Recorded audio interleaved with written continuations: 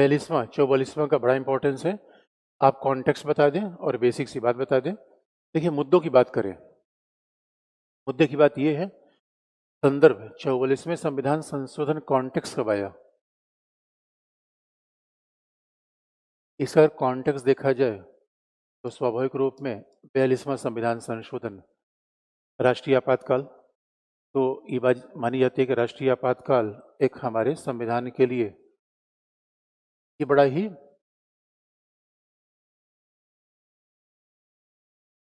मुश्किल समय था, यह कह लिया जाए कि लोकतंत्र का एक डार्क फेज था। हमारे पूरे लोकतंत्र में एक ऐसा समय आया जब स्वाभाविक रूप में लोकतंत्र लोगों ने सवाल उठा दिया। यानी हमारा लोकतंत्र इसी मामले में तो श्रीलंका पाकिस्तान सबसे अलग है, क्योंकि लोकतंत्र में कंटिन्यूटी है, संविधानवाद बना हुआ है, विधि के शासन को प्रभावी बनाए कर रखा गया है। लेकिन एक ऐसा फेज था जहां एक स्वाभाविक रूप में बड़े असमंजस कंडीशन आई, यानी जून 75 से 77 तक। इसका मतलब ये राष्ट्रीय आपातकाल था या लोकतंत्र पर हमला माना गया, इसे डेमोक्रेसी पे हमला माना गया, क्योंकि आपातकाल से फंडामेंटल राइट खत्म हो गया। इसलिए आप देखेंगे 1977 का जो चुनाव लड़ा गया था, 1977 का चुनाव बड़ा दिलचस्प था। और जैसे आजकल गठबंधन बना हुआ है, वैसे पहले कांग्रेस पार्टी सत्ता में हुआ करती थी। कांग्रेस पार्टी के खिलाफ 5 बड़ी पार्टीज ने मिलकर गठबंधन बनाया था। बड़ा इंटरेस्टिंग पार्ट है। और 5 बड़ी पार्टी ने अपना नाम भी चेंज कर दिया, उसे हम सब मिल गए। उस 5 बड़ी पार्टी में पहला था ये सोशलिस्ट पार्टी। सोशलिस्ट पार्टी अब तो लोग ही नहीं रहे, Madhu Limaye, George Fernandez. Socialist party, Jansangh जिसका उत्तराधिकारी बीजेपी है, आडवाणी और आपके अटल बिहारी वाजपेयी, ये जनसंघ के थे। बाकी लोकदल, चौधरी अजीत सिंह, चौधरी चरण सिंह, चौधरी अजीत सिंह के पिता चरण सिंह। और कांग्रेस ऑर्गेनाइजेशन, यानी कांग्रेस ऑर्गेनाइजेशन नीलम संजीव रेड्डी जो वरिष्ठ नेता थे, ये सब के कामराज, ये इधर सब चले आए। कांग्रेस फॉर डेमोक्रेसी, जगजीवन राम कांग्रेस से अलग हुए थे, चौधरी चरण सिंह कांग्रेस से अलग हुए थे। और सब लोगों ने इंदिरा गांधी को हराने के लिए कैसा मोर्चा बनाया। जैसे आप देखें, आज बीजेपी के खिलाफ कौन सा मोर्चा है, इंडी गठबंधन। इंडियन पॉलिटिक्स में गठबंधन ऐसा होता रहा है और सब लोगों ने मिल गठबंधन किया। और ये चुनाव किसके लिए था, लोकतंत्र बचाओ आंदोलन। यानी आम जनता से यही कहा गया कि आपातकाल के बाद लोकतंत्र खतरे में आ गया, तो लोकतंत्र को बचाने का ये मूवमेंट था 77 के बाद, क्योंकि आपातकाल हटा लिया गया। और जैसे आपातकाल हटाया, 77 का चुनाव आयोजित हुआ और 77 के चुनाव में बड़ा अप्रत्याशित परिणाम आया। पहली बार कांग्रेस को संघ सरकार से हाथ धोना पड़ा। और ये कांग्रेस के लिए, यानी कांग्रेस देश की संविधान लागू होने के बाद, आज़ादी के बाद लगातार 25 सालों तक सत्ता में थी और अचानक उसे सत्ता से बाहर होना पड़ा। यद्यपि 77 के इस आप देखेंगे पूरे आपातकाल के दौर में कांग्रेस का ज्यादा विरोध उत्तर भारत में था। 77 के चुनाव में भी कांग्रेस को आंध्र प्रदेश में भारी बहुमत मिला था। दक्षिण भारत के राज्यों में उतनी लहर नहीं थी, क्योंकि जेपी आंदोलन का मूल प्रभाव कहाँ था, नॉर्थ इंडिया में। जेपी आंदोलन का मूल प्रभाव नॉर्थ इंडिया में था। और इसी बहाने सारे दल एक साथ आ गए और उनको लगा कि भाई कांग्रेस का ही शासन रहेगा तो भारत में विपक्ष का शासन कब आएगा। और ये बड़ी इंटरेस्टिंग गठबंधन है कि जो सारे विपक्षी दल मिलकर साथ कांग्रेस खिलाफ लड़ा करते थे, आज वही सब कांग्रेस के साथ हैं बीजेपी को हटाने के लिए। तभी डेमोक्रेसी में होता रहता है। अब सवाल है, ये कॉन्टेक्स्ट था, इसलिए जो 1977 में जनता पार्टी सरकार जीती, मोरारजी भाई देसाई उसके प्रधानमंत्री हुए। मोरारजी भाई देसाई बड़े सख्त प्रशासक माने जाते थे। यद्यपि मोरारजी भाई देसाई प्रधानमंत्री होंगे इस बारे में बड़ा मतभेद था, क्योंकि मोरारजी भाई देसाई यूपी से नहीं थे, यूपी से थे चौधरी चरण सिंह, जगजीवन राम। अब सवाल है कि गुजरात का कोई व्यक्ति प्रधानमंत्री बन जाए, यूपी का व्यक्ति प्रधानमंत्री न बने। तो प्रधानमंत्री मोरारजी भाई देसाई बन गए, लेकिन ये बात कभी भी सहज नहीं रही। अच्छा, मोरारजी भाई देसाई के बारे में ये भी माना जाता था कि बड़े सख्त प्रशासक है, और राजनीति में बहुत सख्त प्रशासक होना चलता नहीं। आप सबको साथ लेके चलिए, या तो आपके पास बाहरी जनादेश हो, फिर तो आप ऐसे नेतृत्व से काम कर सकते हैं। जनता पार्टी जैसे चुनाव में जीती, जनता पार्टी ने कहा अब हमें लोकतंत्र को बचाना है, इसका मतलब है कि इंदिरा गांधी लोकतंत्र को खत्म किया था जनता पार्टी कहना था। भाई मैं ऐसा नहीं कह रहा हूँ, वही इनके क्लेम थे। और इनका कहना था कि इंदिरा गांधी ने जो 42वां संविधान संशोधन किया था, वो 42वां संविधान संशोधन आपातकाल के दौरान था और इसे मिनी संविधान संशोधन कहा गया। 51 आर्टिकल्स बदल दिए गए। तो 42वें संविधान संशोधन को बदलना ही 44वें का बड़ा पर्पस था और आपातकाल को रोक देना, ये पूरा कॉन्टेक्स्ट था। इसलिए अगर आप देखेंगे, कहा भी जाता है 42वें संविधान संशोधन के नकारात्मक प्रभाव को रोकने में दो तत्व बड़े कारगर हुए। एक तो 44वां संविधान संशोधन और दूसरा न्यायिक पुनरावलोकन, यानी उच्चतम न्यायालय ने मिनर्वा मिल्स केस में बड़ी सारी बातों को रद्द कर दिया। यानी उच्चतम न्यायालय ने अनेक केसेस में इन बातों को रद्द किया। 42वें संविधान संशोधन कई प्रावधानों को सुप्रीम कोर्ट ने रद्द किया और कई प्रावधानों को 44वें ने बदल दिया। अब अगर देखा जाए कि 44वें मेजर फिर मुद्दा क्या था, मेजर मुद्दा क्या था भाई? बाकी एक तो आप याद रखिए, जनता पार्टी सरकार ये क्लेम करती थी वो समाजवादी है। अच्छा, 77 का दौर समाजवाद का दौर था। एक तो हमारे हर पार्टी ये कहेगी वो डेमोक्रेटिक है और हर पार्टी ये कहेगी समाजवादी है। अब समाजवाद का तो हमेशा विरासत नेहरू के साथ थी, इंदिरा गांधी के साथ थी। जनता पार्टी ने कहा भाई हम समाजवादी हैं, तो इनसे पूछा गया बताओ, इंदिरा गांधी ने तो 42वें संविधान संशोधन समाजवाद जोड़ दिया, आप समाजवादी कोई प्रमाण तो बताओ।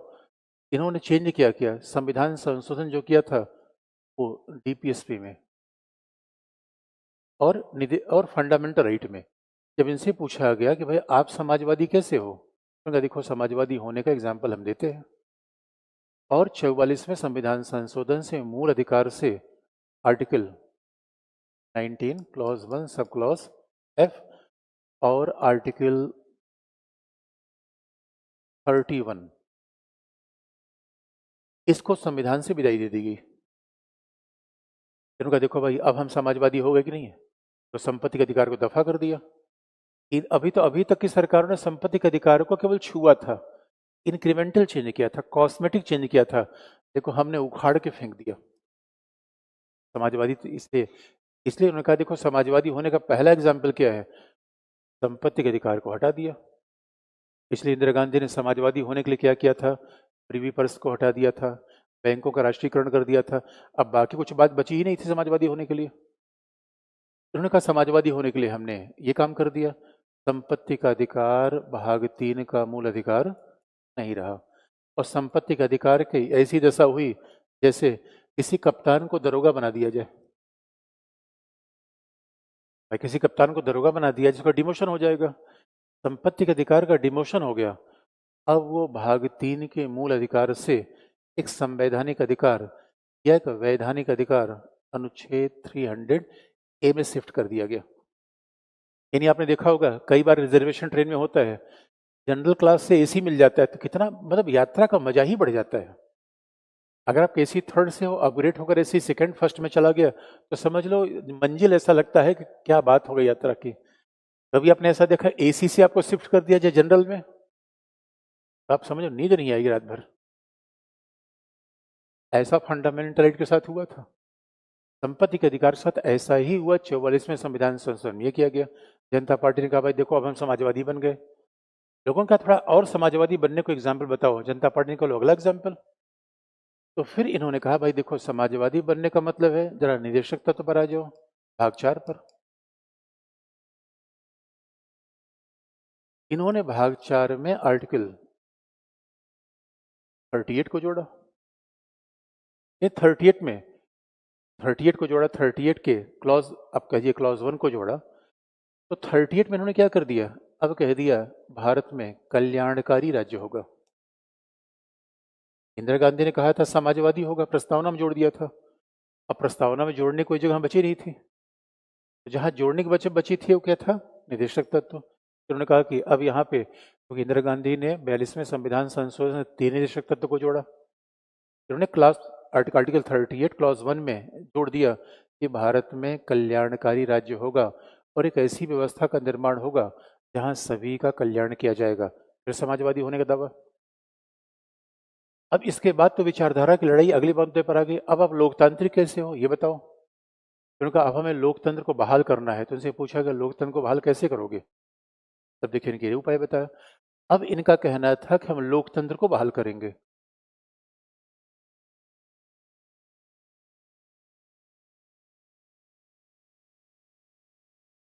लोकतंत्र की बहाली के लिए उन्होंने क्या किया? पहला, 42वें संविधान संशोधन से लोकसभा और विधानसभा कार्यकाल को बढ़ाकर कितना कर दिया? 6 साल। इन्होंने फिर कहा करेक्ट करो इसको। तो आर्टिकल 83 को चेंज कर अब कहा गया लोकसभा और विधानसभा कार्यकाल, यानी हाउस ऑफ पीपल और लेजिस्लेटिव असेंबली ऑफ स्टेट का कार्यकाल पुनः वापस किया जाता है 5 वर्ष के लिए।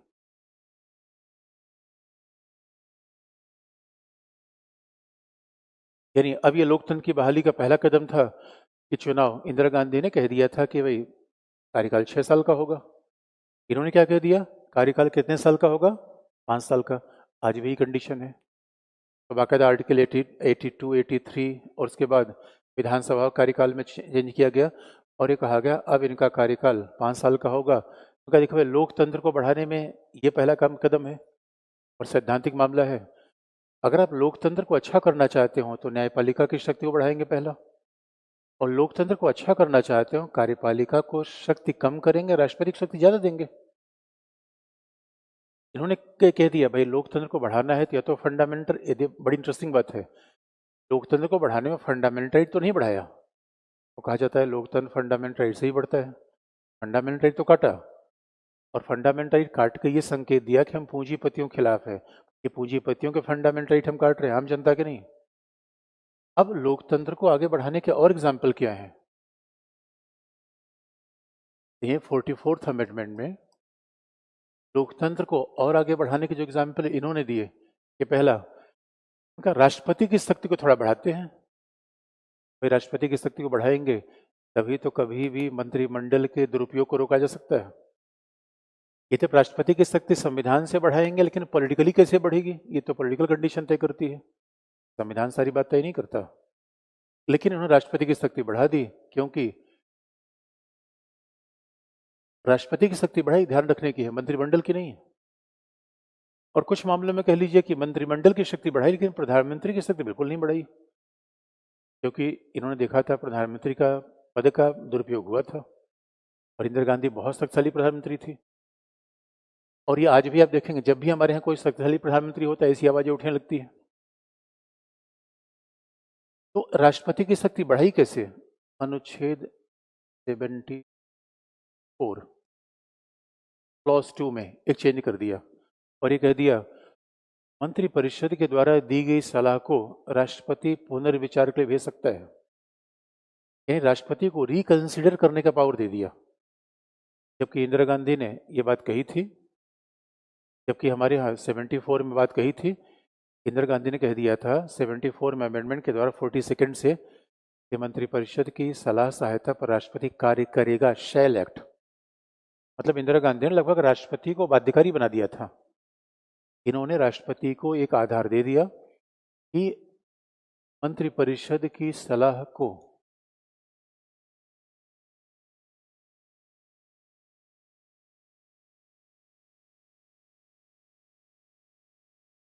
को राष्ट्रपति पुनर्विचार के लिए भेज सकता है। पहली बार राष्ट्रपति को बड़ी शक्ति दे दी, तो इसका बाद में तो बड़ा प्रयोग किया गया।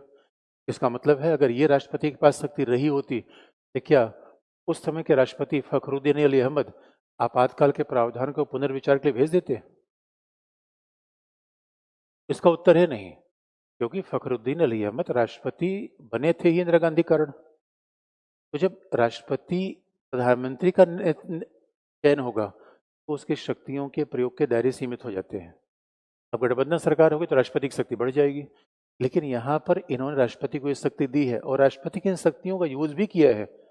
कलाम ने, राष्ट्रपति KR नारायणन ने, उस समय गठबंधन की सरकार थी। अन्यथा पुनर्विचार के लिए भेजना सामान्यतः राष्ट्रपति ये काम नहीं करता, लेकिन इन्होंने एक शक्ति दे दी कि राष्ट्रपति को। दूसरी बात है मंत्रिमंडल को भी थोड़ी शक्ति दे दी, और मंत्रिमंडल को शक्ति कैसे दी? अब कह दिया कि राष्ट्रीय आपातकाल का प्रयोग मंत्रिमंडल के लिखित सलाह पर ही होगा।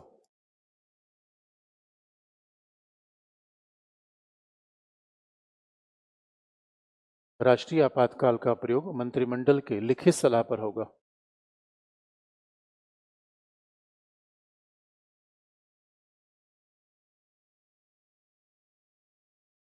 नहीं, रिटन एडवाइस ऑफ कैबिनेट, ये पहली बार मंत्रिमंडल कैबिनेट शब्द का प्रयोग 44th अमेंडमेंट से कर दिया। इसका मतलब है कभी भी राष्ट्रीय आपातकाल लगेगा तो मंत्रिमंडल की रिटन एडवाइस होनी चाहिए, जबकि बाकी जगह लिखा गया है तो मंत्रिपरिषद सलाह देगा। बाकी जगह मंत्रिपरिषद शब्द का प्रयोग है, मंत्रिमंडल का नहीं। यहाँ पे लिख दिया मंत्रिमंडल सलाह देगा, लिखित सलाह होनी चाहिए। इसका मतलब है कि भविष्य में, क्योंकि ये आरोप लगता है कि जो राष्ट्रीय आपातकाल 75 में लगा उसमें मंत्रिमंडल की बैठक बुलाए बिना प्रधानमंत्री ने निर्णय ले लिया। इसका मतलब है संसदीय शासन में सामूहिक निर्णय के बजाय व्यक्तिगत निर्णय किया गया। तो भविष्य में ऐसा न हो सके इसलिए ऐसा कर दिया गया। लेकिन जरा सोच के देखिए, अगर प्रधानमंत्री बहुत पावरफुल है वो तो सीधा राष्ट्रपति से ब्लैंक पेपर पर लिखवा लेगा कि आप लिख के दे दिए, जैसा मैं चाहूंगा ऐसा कर लूंगा। कई बार पॉलिटिकल संविधान बदलने से पॉलिटिक्स आप नहीं बदल सकते। जिसका लोकसभा में प्रचंड बहुमत होगा पावरफुल हो जाएगा। इसके बाद आप देखिए फिर इन्होंने कुछ बदलाव किया, और बदलाव ये क्या था, अध्यादेश पे। 44th अमेंडमेंट में अध्यादेश को भी आर्टिकल 123 213 को भी चेंज किया गया, और इसमें प्रावधान कर दिया गया कि अध्यादेशों का न्यायिक पुनरावलोकन होगा। इन्हें न्यायपालिका की शक्तियों को बढ़ाया। अगर बात को ऐसे देख लिया जाए, अध्यादेश का न्यायिक पुनरावलोकन होगा, ये बात जोड़ दी गई थी। यानी ordinance shall be subject to judicial review, न्यायिक पुनरावलोकन होगा। अध्यादेशों का न्यायिक पुनरावलोकन होगा। 1(2) के क्लॉज 4 को डिलीट कर दिया गया, क्योंकि ये बात जोड़ी गई थी 30th अमेंडमेंट से। यानी आरसी के ऊपर केस के बाद 30th अमेंडमेंट आया। 30th अमेंडमेंट के बाद लिख दिया गया था, इंदिरा गांधी की सरकार थी, उसमें कह दिया गया अध्यादेश का न्यायिक पुनरावलोकन नहीं होगा। जब हम न्यायालय की शक्ति बढ़ाएंगे तो आप समझ लीजिए फिर तो लोकतंत्र बचेगा। नहीं, न्यायपालिका की शक्तियों को केवल यहां नहीं बढ़ाया गया, अध्यादेश का ही न्यायिक पुनरावलोकन नहीं होगा, इन्होंने ये भी कह दिया। अनुच्छेद 356 का न्यायिक पुनरावलोकन तो बाद में बात कही गई, राष्ट्रीय आपातकाल की उद्घोषणा का भी न्यायिक पुनरावलोकन होगा। राष्ट्रीय आपातकाल की उद्घोषणा भी न्यायिक पुनरावलोकन के अधीन है। यानी न्यायपालिका ये विचार करेगी कि आपातकाल की उद्घोषणा, यानी राष्ट्रीय आपातकाल की उद्घोषणा ही न्यायिक पुनरावलोकन का विषय होगा। इसका मतलब है कि न्यायपालिका बाकायदा विचार करेगी कि ये सही है गलत है, यानी संविधान के अनुरूप है नहीं है, तर्क क्या है, आधार क्या है, क्यों घोषणा की गई। क्योंकि राष्ट्रीय आपातकाल में तो लिखा गया है, जैसे किसी ने पूछा भी था, आभास होने पर वार के ही कारण नहीं है, वार अगर लगता है तो भी हो जाएगा। तो वो लगता है कितना सही है कितना गलत है, राष्ट्रपति का सेटिस्फेक्शन कितना ठीक है, ये भी बाकायदा न्यायिक पुनरावलोकन का विषय होगा। यहाँ पे न्यायपालिका की शक्ति फिर बढ़ा दी गई। न्यायपालिका की शक्ति बढ़ाई गई, अध्यादेशों का न्यायिक पुनरावलोकन होगा, राष्ट्रीय आपातकाल की उद्घोषणा का न्यायिक पुनरावलोकन होगा। दोनों को जुडिशियल रिव्यू के सब्जेक्ट में कर दिया गया, क्योंकि ये बात इंदिरा गांधी ने कह दिया था कि राष्ट्रीय आपातकाल का न्यायिक पुनरावलोकन नहीं होगा। और एक बड़ा इंटरेस्टिंग बैलेंस उन्होंने किया। एक तरफ तो आर्टिकल 31 को मारा, देखिए लोकतंत्र बचाने के लिए बड़ा बैलेंसिंग काम किया। एक तरफ तो ये कह दिया कि आर्टिकल 31 की विदाई कर दी, लेकिन दूसरी तरफ कुछ फंडामेंटल राइट को बचाए भी। उन्होंने कहा भाई देखो हम लोकतंत्र के रक्षक हैं, तो किस फंडामेंटल राइट को बचाया। अगला 44th में किस फंडामेंटल राइट को बचाया। इन्होंने कह दिया राष्ट्रीय आपातकाल के समय, यानी आर्टिकल 352 लागू होने के समय किसी भी कीमत पर अनुच्छेद 20 और 21 के मूल अधिकार का निलंबन नहीं होगा, या मूल अधिकारों के क्रियान्वयन का निलंबन नहीं होगा। इन्फोर्समेंट ऑफ फंडामेंटल राइट्स,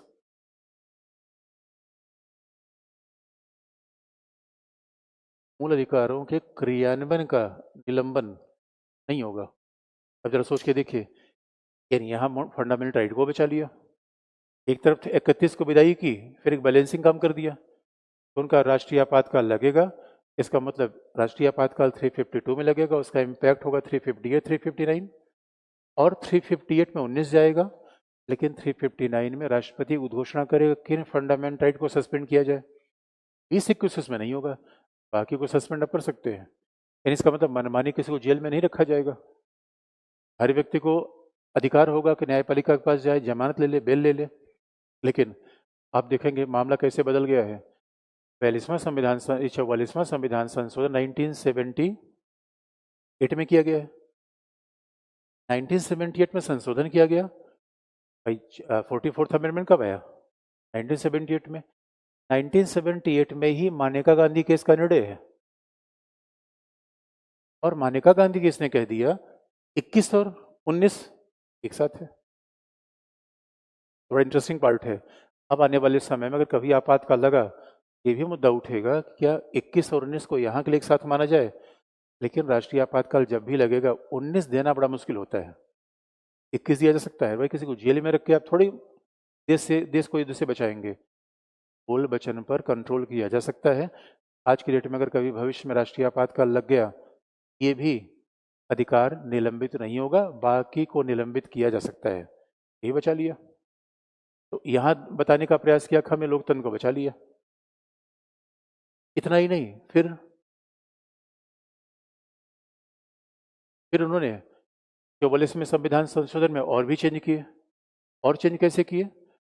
राष्ट्रीय आपातकाल को हमने एक बात अलग से भी आपको बता रखा है, राष्ट्रीय आपातकाल के दुरुपयोग को रोकने के लिए उन्होंने बड़े सारे चेंज कर दिए। यानी भविष्य में अगर कोई राष्ट्रीय आपातकाल हो भी जाए, उसका दुरुपयोग न के बराबर होगा, क्योंकि इन्होंने बड़े सारे चेंज कर दिए। जैसे कि आपको मैंने पहले बता रखा है, लोकसभा को इसे समाप्त करने की शक्ति दे दी गई। राष्ट्रीय आपातकाल को लोकसभा समाप्त कर सकती है, और लोकसभा समाप्त कैसे कर सकती है? सामान्य बहुमत से। यानी लोकसभा, केवल संसद नहीं। राष्ट्रीय आपातकाल को लोकसभा को समाप्त करने की शक्ति दे दी गई, बशर्ते लोकसभा के कुल सदस्य संख्या के 1/10 मेंबर राष्ट्रपति या स्पीकर से ये अनुरोध करे कि सत्र बुलाया जाए। अगर सत्र न हो तो राष्ट्रपति से, अदरवाइज स्पीकर से सत्र बुलाया जाए। फिर यहाँ पर सामान्य बहुमत से, यानी लोकसभा समाप्त कर सकती है किससे? सामान्य बहुमत, सिंपल मेजॉरिटी। हाँ भी इसका दुरुपयोग रुक गया। और आप जानते हैं, बाकी तो हमने अलग से आपको बता रखा है, राष्ट्रीय आपातकाल को बढ़ाने के लिए 6 महीने का प्रावधान रख दिया गया। यानी अब आप 6 महीने ही राष्ट्रीय आपातकाल को बढ़ा सकते हैं, ये पूरा प्रावधान। दूसरा, स्पेशल मेजॉरिटी, विशेष बहुमत से अनुमोदन, अप्रूवल जो होना चाहिए वो विशेष बहुमत से होना चाहिए। और यह स्पेशल मेजॉरिटी का मतलब है, जो आर्टिकल 368 में लगता है, सदन कुल सदस्य संख्या का बहुमत उपस्थित मत देने वालों का 2/3। ये हमने पहले आपको बता रखा है आपातकाल में। यानी आपातकाल में आर्टिकल 352 में बड़े मेजर चेंजेस किए गए, जिससे आने वाले समय में कोई 352 का मिसयूज न कर पाए। लेकिन 356 में भी चेंज किया गया, 3 वर्ष की समय सीमा लगा दी गई।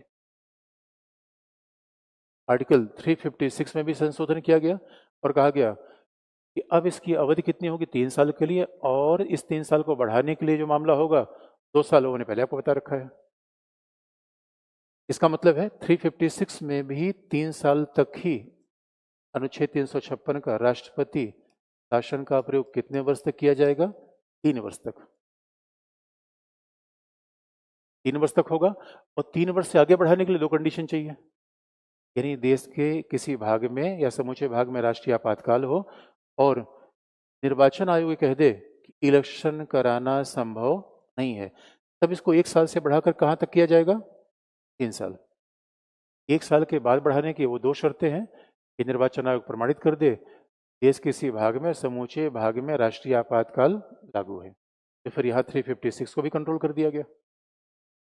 अब जरा सोच के देखिए कितने बड़े बड़े पार्ट को चेंज किया गया। इसके अलावा न्यायालय में एक बात कर दी गई, उच्चतम न्यायालय में अपील के लिए आर्टिकल 134, अगली बात कह दी गई, उच्चतम न्यायालय में अपील के लिए उच्च न्यायालय का सर्टिफिकेट आवश्यक है। यहीं से बात की गई है। उच्च न्यायालय का प्रमाण पत्र आवश्यक है। यानी अगर आप उच्चतम न्यायालय में अपील करना चाहते हो सिविल और आपराधिक मामलों में, आर्टिकल 134 में, इसलिए आर्टिकल 134A जोड़ा गया।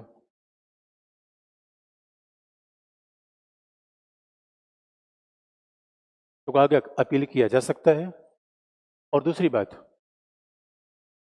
आप देखेंगे सर्टिफिकेट से ही से बात आई कि उच्च न्यायालय में, उच्चतम न्यायालय में जाने के लिए क्या होना चाहिए? सर्टिफिकेट।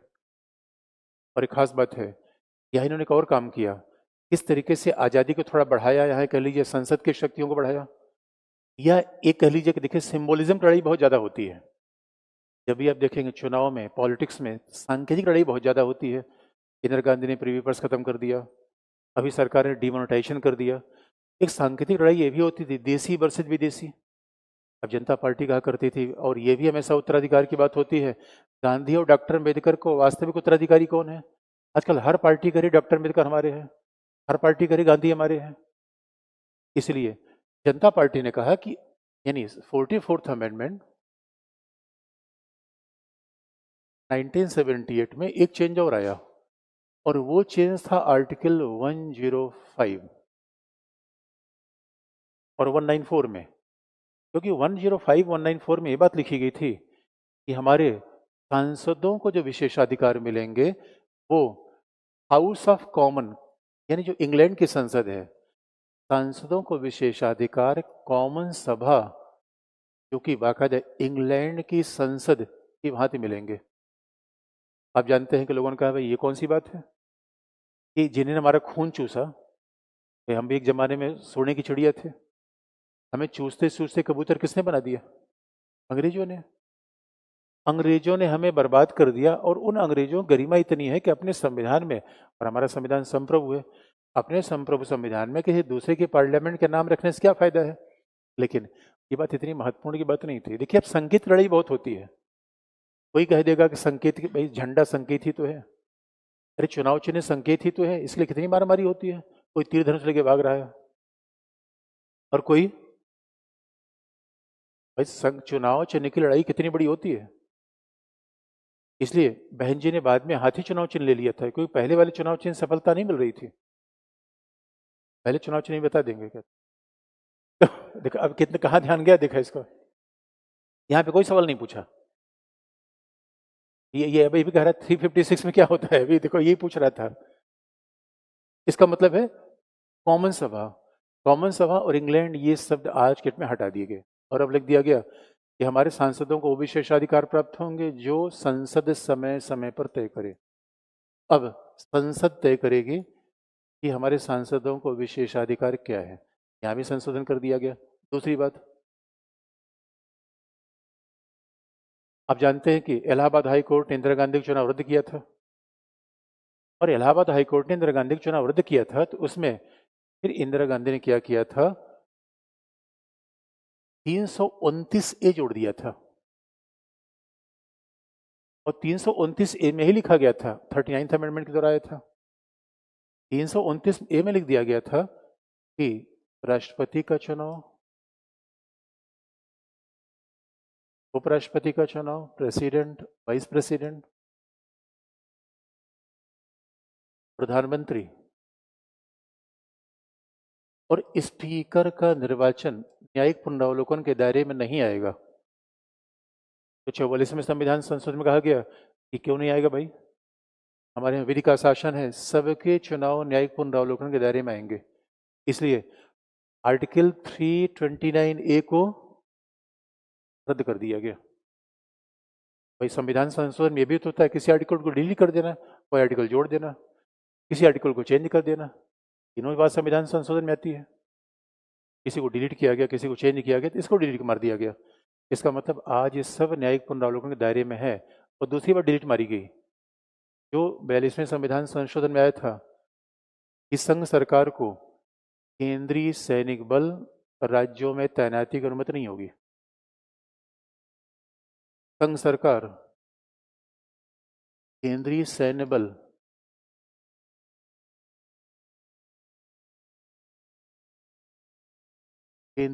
बल तो राज्यों में तैनात नहीं करेगा बिना राज्यों की सहमति से।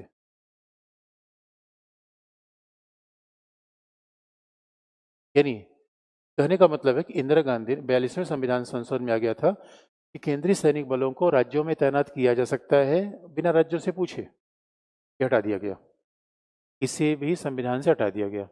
लेकिन एक खास बात है, सरकारी कमीशन से बाद में पूछा गया, जो केंद्र राज्य संबंधों के लिए बना था, सरकारी कमीशन से कहा कि भाई ये बताओ ये हो सकता है नहीं हो सकता है। सरकारी कमीशन का नहीं हो सकता है, लेकिन संविधान में ये बात अब नहीं है, तो हटा दिया गया। और अब मामला एक और फंसता था लोकतंत्र के लिए। अब पूरे 44वें संविधान संशोधन देखेंगे तो लड़ाई सांकेतिक भी है, समाजवाद की भी है, लोकतंत्र बचाने के भी आपातकाल खिलाफ है। ये तो सारांश है। इसलिए कभी भी अगर 44th अमेंडमेंट में लिखने को आ जाए तो मुद्दों के हिसाब से लिखेंगे।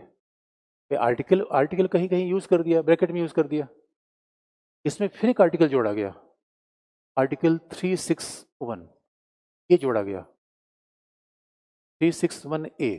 361 तो पहले से है, 44 से फिर 361A जोड़ा गया।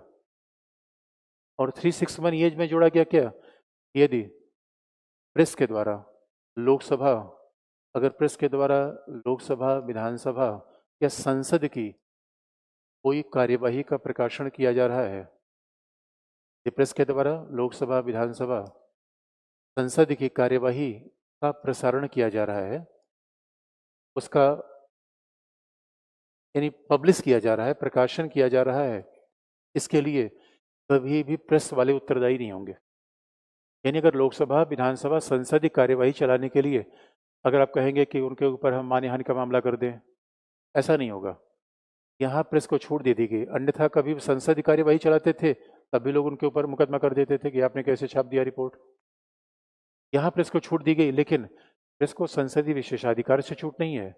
प्रेस को छूट किससे है, उनके ऊपर यहाँ पर आर्टिकल 19 क्लॉज 2 के रिस्ट्रिक्शन नहीं रहेंगे कि लोकसभा संसद की कार्यवाही का प्रसारण या प्रकाशन प्रेस करेगा। इसके लिए वो किसी तरीके से न्यायालय के सामने उत्तरदायी नहीं होगा, क्योंकि उसकी लिखी गई बात सारी संसद की बात है।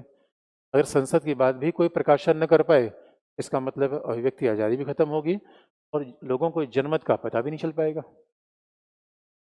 लोकतंत्र का भी उनको फैसला नहीं हो पाएगा।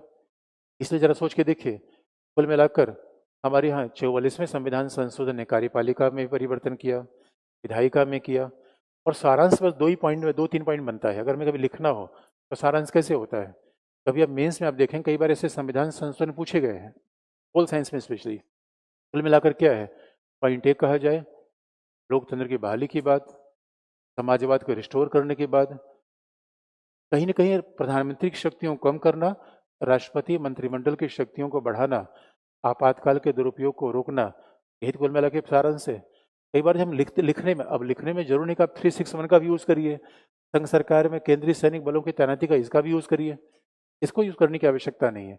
लेकिन एक खास बात है, कई बातों को जनता पार्टी सरकार ने भी चेंज नहीं किया, क्योंकि बड़ी लॉजिकल बात थी 42 में से। जैसे कि हमारे यहाँ कैटेगरी का प्रावधान 42 में से आ गया था, उसको एज इट इज रखा गया, तो उन चीज़ों को जनता पार्टी सरकार ने छेड़छाड़ नहीं की। इसलिए कहा भी जाता है कि लोकतंत्र में हमेशा पक्ष विपक्ष दोनों होना चाहिए, और कई बार अंतिम निर्णय जनता ही करती है। लेकिन जनता पार्टी सरकार, ये बात अलग रही, बहुत अपना लंबे समय तक कार्यकाल पूरा नहीं कर पाई। ये 44वां संविधान संशोधन, उसी के साथ संविधान